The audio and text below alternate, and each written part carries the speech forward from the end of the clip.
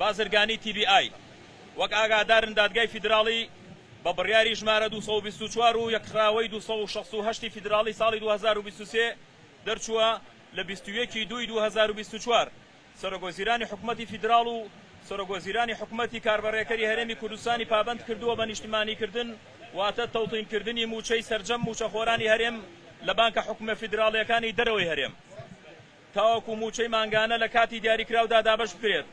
ئەم بڕیارەش پاش سکاڵای فەرمی موچەخۆران و خەباتێکی مەدنەبڕاوەی چەند ساڵەی سەرجەم چین و توێژەکان هاتۆتە بەرهەم. بەداخەوە لە ئێستادا حکومەتی کاربڕێکەر بۆ خۆت زیینەوە لە جێبەجێکردنی ئەو بڕیارە مێژوویەی دادگای فیدراڵی هەژماری منی لە بانکەکانی نزیک لە خۆیەوە دەست پێ کردووە و دەیەوێت لەژێر ناونیشانی تەوتینی بە زۆرەملێ بسەپێنێت بەسەر موچەخۆرانی سەملێکراوی هەرێمی کوردستاندا. لە دەرەنجامیشدا ئێمەی مامۆسایان و فەرمانبەران و موچەخۆران لە نێوان ململانێ و دەستشکانەوەی ئەم دوو حکومەتەدا بووینەتە قوربانی. لەلایەن حکومەتی فیدراڵی ئەڵێت لەلایەک حکومەتی فیدراڵی ئەڵێت TBI کە بانکێکی حکومیە دەست بە تەوتینکردن دەکات.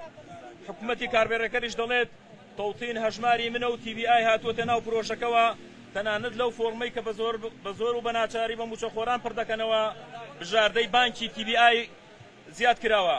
لە کاتێکدا هەژماری من ڕەت کراوەتەوە و مامەڵەی لەگەڵ ناکەین چونکە بە هیچ شێوەیەک متمانەمان بە هەژماری من نییە و پێچەوانەی بڕیارەکانی دادگای فیدراڵی و داواکاریەکانیشمانە. بۆیە داواکارین لە نزیکترین دەرفەتدا سەرۆکایەتی ئەنجومەنی وەزیرانی عێراق و بەرپرسانی TBI بەیاننامەی فەرمیدا پابەندبوونی ڕەهای خۆیان بە بڕیارەکانی دادگاوە سەبارەت بە نیشتمانیکردنی موچەی موچەخۆران دەرببڕن.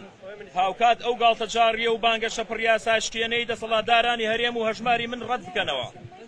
ئەگەر ناچارین بە پاساوی پێشێلکردنی بڕیاری دادگای فیدراڵی سکاڵایان لەسەر تۆمار بکەین.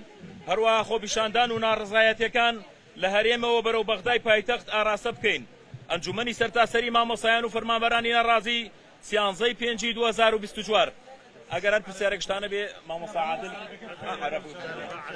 سڵاو ئێستش بەیاننامەکەتان بە عەرەبی بۆ خوێنینەوە. رسالة